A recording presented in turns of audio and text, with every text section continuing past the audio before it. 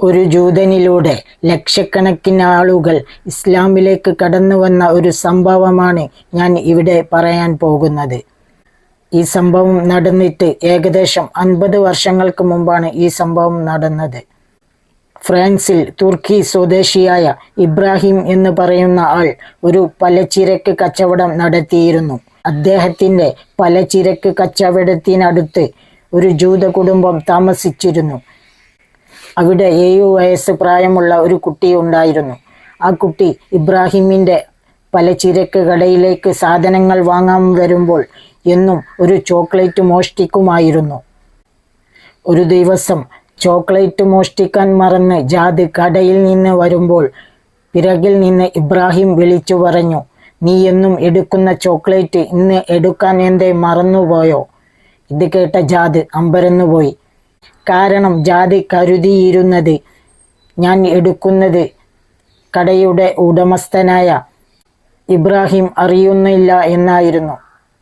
ഇത് കേട്ട ജാദ് ഞാൻ ചെയ്തത് വലിയ തെറ്റാണെന്ന് മനസ്സിലാക്കി ഇബ്രാഹിമിനോട് മാപ്പ് ചോദിക്കുകയും ഇനി മുതൽ ഞാൻ ഒരിക്കലും മോഷ്ടിക്കുകയില്ല എന്ന് പറയുകയും ചെയ്തു.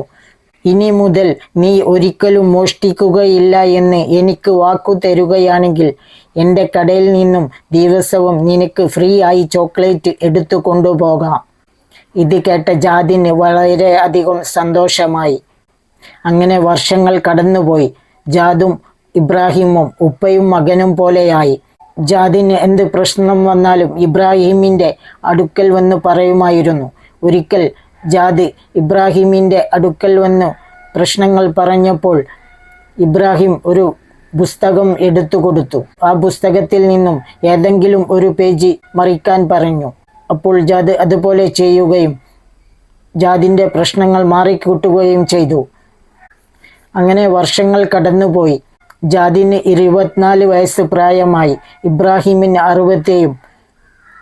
ഒരിക്കൽ ഇബ്രാഹിം മക്കളെ വിളിച്ചു പറഞ്ഞു, "ഞാൻ മരിച്ചാൽ ഇത് ജാദിൻ്റെ കയ്യിൽ ഏൽപ്പിക്കണമെന്ന്." അങ്ങനെ ഉപ്പയുടെ ആഗ്രഹപ്രകാരം മക്കൾ ജാദിൻ്റെ കയ്യിൽ ഈ പെട്ടി ഏൽപ്പിച്ചു. അപ്പോഴാണ് ജാദ് ഇബ്രാഹിം മരിച്ച വിവരം അറിയുന്നത്. ഇത് അവനെ വല്ലാതെ സങ്കടപ്പെടുത്തി. നമുക്ക് ഇതിനെക്കുറിച്ചുള്ള ഒരു വിശദമായ വീഡിയോ ഒന്ന് കണ്ടു നോക്കിയാലോ? ലോകത്തിന്റെ വിവിധ ഭാഗങ്ങളിൽ നിന്നും ദശലക്ഷക്കണക്കിന് ആളുകളെ ഇസ്ലാമിലേക്ക് കൊണ്ടുവന്ന ഒരു ജൂതനായ മനുഷ്യനുണ്ടായിരുന്നു. ഒരു മുസ്ലിം സഹോദരന്റെ കടയിൽ നിന്നും ചോക്ലേറ്റ് മോഷണം ആരംഭിച്ചത് അദ്ദേഹത്തെ പിന്നീട് കൊണ്ടെത്തിക്കുന്നത് പരിശുദ്ധമാക്കപ്പെട്ട ദീനുൽ ഇസ്ലാമിലേക്കാണ്. ആ ഇസ്ലാമിലേക്ക് കടന്നു വന്നതിന് ശേഷം അദ്ദേഹം ഒരുപാട് ആളുകളെ ഇസ്ലാമിലേക്ക് അദ്ദേഹം കൊണ്ടുവരുന്നു. അറിയണം നാം ഓരോരുത്തരും, ജൂതനായ മനുഷ്യൻ പിന്നീട് ഇസ്ലാം സ്വീകരിക്കുകയും ജലുല്ല അൽ ഖുറാനി എന്ന് പറയുന്ന പേര് സ്വീകരിച്ചുകൊണ്ട് മുസ്ലിമായി മാറുകയും അദ്ദേഹത്തിന്റെ ജീവിതത്തിലുണ്ടായ വലിയ അത്ഭുതമായ മാറ്റങ്ങളെ കുറിച്ചും. ഏകദേശം 50 വർഷങ്ങൾക്ക് മുമ്പ് ഫ്രാൻസിൽ പലചരക്ക് കടയിട്ടിരുന്ന തുർക്കി സ്വദേശിയായ ഇബ്രാഹിം എന്ന് പറയുന്ന 50 വയസ്സ് പ്രായമുള്ള ഒരു സഹോദരനുണ്ടായിരുന്നു. ഇദ്ദേഹത്തിന്റെ കടയ്ക്ക് തൊട്ടടുത്തായി ഒരു ജൂത കുടുംബം താമസിച്ചിരുന്നു. ആ കുടുംബത്തിൽ 7 വയസ്സ് മാത്രം പ്രായമുള്ള ജാദ് എന്ന് പറയുന്ന ഒരു കുട്ടിയും ഉണ്ടായിരുന്നു. ഈ ജാദ് പലചരക്ക് സാധനങ്ങൾ വാങ്ങാനായി ഇബ്രാഹിമിന്റെ കടയിലേക്ക് വരുമായിരുന്നു. വരുന്ന സമയത്തെല്ലാം ഇബ്രാഹിമിനെ കാണാതെ ഈ കുട്ടിയായ ജാദ് എല്ലാ ദിവസവും അവിടെ നിന്നും ഒരു ചോക്ലേറ്റ് മോഷ്ടിക്കും. അങ്ങനെ ഒരു ദിവസം കടയിൽ നിന്നും ചോക്ലേറ്റ് മോഷ്ടിക്കാനായി ജാദ് മറന്നു പോവുകയാണ്. അങ്ങനെ കടയിൽ നിന്ന് ഇറങ്ങുന്ന സമയത്ത് ജാദിനെ ഇബ്രാഹിം വിളിച്ചുകൊണ്ട് പറയുകയാണ്, "നീ പതിവ് പോലെ എടുക്കുന്ന ചോക്ലേറ്റ് ഇന്നെടുക്കാൻ മറന്നുപോയി." അക്ഷരാർത്ഥത്തിൽ അത് കേട്ട് ജാദ് ഞെട്ടിപ്പോയി. താൻ ഇതുവരെ വിചാരിച്ചിരുന്നത് താൻ മോഷ്ടിക്കുന്ന കാര്യം അദ്ദേഹത്തിന് അറിയില്ല എന്നായിരുന്നു. എന്നാൽ എല്ലാം അദ്ദേഹം കൃത്യമായി അത് കാണുന്നുണ്ടായിരുന്നു. ചെയ്തു പോയത് വലിയ അപരാധമാണെന്ന് മനസ്സിലാക്കിയ ജാദ് അദ്ദേഹത്തോട് മാപ്പ് ചോദിക്കുകയാണ്. ഇനി ഒരിക്കലും അങ്ങനെ ചെയ്യുകയില്ല എന്ന് അദ്ദേഹത്തിന് വാഗ്ദാനം നൽകുകയും ചെയ്തു. മാത്രവുമല്ല, ജീവിതത്തിൽ ഇനി ഒരിക്കലും നീ മോഷ്ടിക്കുകയില്ല എന്ന് എനിക്ക് ഉറപ്പു തരികയാണ് എന്നുണ്ടെങ്കിൽ ദിവസവും എൻ്റെ കടയിൽ നിന്നും നിനക്ക് ഫ്രീ ആയി ചോക്ലേറ്റ് എടുത്തുകൊണ്ട് പോകാമെന്ന് അദ്ദേഹം ആ ജാദിനോട് ഇബ്രാഹിം പറയുകയും ചെയ്തു. അത് കേട്ട് ജാദിന് വല്ലാത്ത സന്തോഷമായി. വർഷങ്ങൾ കടന്നുപോയി. ജാദും ഇബ്രാഹിമും ഒരു ഉപ്പയും മകനും പോലെയായി മാറി. അവർ തമ്മിൽ വലിയ സൗഹൃദത്തിലും സ്നേഹത്തിലുമായി. ജാദിന് എന്തെങ്കിലും വിഷമങ്ങളും പ്രയാസങ്ങളും ഉണ്ടായാൽ ആദ്യം ചെന്ന് പറയുന്നത് ഇബ്രാഹിമിനോടായിരുന്നു. അങ്ങനെ പ്രശ്നങ്ങളും ബുദ്ധിമുട്ടുകളും പറയാൻ വരുന്ന ജാദിന്റെ കയ്യിലേക്ക് ഈ ഇബ്രാഹിം ചെയ്തതാകട്ടെ സ്റ്റെയർ കേസിൽ നിന്നും ഒരു പുസ്തകമാണ് എടുത്ത് കൊടുക്കാറ്. എന്നിട്ട് ഏതെങ്കിലും ഒരു പേജ് തുറക്കാനായി ആവശ്യപ്പെടും. അങ്ങനെ ജാദ് പേജ് തുറക്കുകയും അത് അടച്ചു വെക്കുകയും ചെയ്യും. പിന്നീട് ജാദിനുണ്ടാകുന്ന എല്ലാവിധ പ്രശ്നങ്ങളും പരിഹരിക്കപ്പെടുകയാണ്. അങ്ങനെ വീണ്ടും വർഷങ്ങൾ കടന്നുപോയി. ജാദിന് 24 വയസ്സായി വലിയൊരു യുവാവായി മാറി. ഇബ്രാഹിം എന്ന് പറയുന്ന സഹോദരന് 67 വയസ്സുമായി. അങ്ങനെ ഒരു ദിവസം ഇബ്രാഹിം മരണപ്പെടുകയാണ്. മരിക്കുന്നതിന് മുമ്പ് ഇബ്രാഹിം തന്റെ കുട്ടികളുടെ കയ്യിൽ ഒരു പെട്ടി ഏൽപ്പിച്ചിരുന്നു. ഞാൻ മരണപ്പെടുമ്പോൾ ജാദിന്റെ കയ്യിലേക്ക് ഏൽപ്പിക്കണമെന്ന് പറഞ്ഞുകൊണ്ടാണ് തന്റെ മക്കളുടെ കയ്യിലേക്ക് ഇബ്രാഹിം ആ പെട്ടി ഏൽപ്പിക്കുന്നത്. ജാദിന്റെ പ്രയാസങ്ങളും വിഷമങ്ങളും മാറ്റിയിരുന്ന ആ പുസ്തകവും ഇബ്രാഹിം ആ പെട്ടിക്കുള്ളിൽ സൂക്ഷിച്ചിരുന്നു. അങ്ങനെ ഇബ്രാഹിമിന്റെ മക്കൾ തന്റെ പിതാവിന്റെ ആ ഒരു ആഗ്രഹം എന്നോണം ആ പെട്ടി ജാദിന്റെ കയ്യിലേക്ക് ഏൽപ്പിക്കുകയാണ്. ആ സമയമാണ് ജാദ് പോലും അറിയുന്നത് ഇബ്രാഹിം മരണപ്പെട്ടു എന്നുള്ള വാർത്ത. അത് അവനെ സംബന്ധിച്ചിടത്തോളം വല്ലാത്ത പ്രയാസവും വല്ലാത്ത സങ്കടവും ഉണ്ടാക്കി. അത് അവനെ സംബന്ധിച്ച് ഒരിക്കലും സഹിക്കാൻ കഴിയുന്ന ഒരു കാര്യമായിരുന്നില്ല. തന്റെ പ്രയാസങ്ങളും ബുദ്ധിമുട്ടുകളും അറിഞ്ഞ് ചേർത്ത് പിടിച്ച ആ മനുഷ്യൻ ഒരു ദിവസം ഇല്ല എന്നറിഞ്ഞപ്പോൾ അത് ജാദിനെ സംബന്ധിച്ച് ഒരിക്കലും സഹിക്കാൻ കഴിയുന്ന ഒരു കാര്യമായിരുന്നില്ല. അങ്ങനെ വീണ്ടും ദിവസങ്ങൾ കടന്നുപോയി. പെട്ടെന്നൊരു ദിവസം ജാദിന് വീണ്ടും ഒരു പ്രശ്നം സംഭവിക്കുകയാണ്. ആ സമയത്താണ് അദ്ദേഹം ഇബ്രാഹിം എന്ന് പറയുന്ന തന്റെ പ്രിയപ്പെട്ട ആ ഒരു മനുഷ്യനെ കുറിച്ചും അദ്ദേഹം തന്ന ആ ഒരു സമ്മാനമായ പെട്ടിയെക്കുറിച്ചും അദ്ദേഹം ഓർക്കുന്നത്. ആ പെട്ടി തുറന്നപ്പോൾ അദ്ദേഹം അതിനകത്തൊരു പുസ്തകം കാണുകയാണ്. പുസ്തകം മറ്റൊന്നുമായിരുന്നില്ല, ഞാൻ നേരത്തെ സൂചിപ്പിച്ചതുപോലെ പ്രയാസങ്ങളും വിഷമങ്ങളും ഉണ്ടാകുമ്പോൾ ഇബ്രാഹിം ജാദിനോട് തുറക്കാൻ പറഞ്ഞ അതേ പുസ്തകമായിരുന്നു അത്. അങ്ങനെ ജാദ് ആ പുസ്തകം തുറക്കുകയാണ്. സത്യത്തിൽ അന്നായിരുന്നു ജാദ് ആ പുസ്തകം മുഴുവനായും തുറക്കുന്നത്. മുമ്പ് അങ്ങനെ ആയിരുന്നില്ല. പുസ്തകം വെറുതെ ഒന്ന് തുറന്ന് അടയ്ക്കുക മാത്രമാണ് ചെയ്തിരുന്നത്. എന്നാൽ ഇന്ന് തുറന്നു നോക്കുമ്പോൾ അതിലെ ഭാഷ അറബിയാണെന്ന് അദ്ദേഹം തിരിച്ചറിഞ്ഞു. ജാദിന് അറബി അറിയാത്തത് കൊണ്ട് തന്നെ അദ്ദേഹം ടുണീഷ്യക്കാരനായ തന്റെ സുഹൃത്തിന്റെ അടുക്കിലേക്ക് പോയിക്കൊണ്ട് ആ പുസ്തകത്തിലെ ഏതാനും പേജുകൾ ഒന്ന് തുറന്ന് എനിക്കൊന്ന് വായിച്ചു തരണമെന്ന് ആവശ്യപ്പെടുകയാണ്.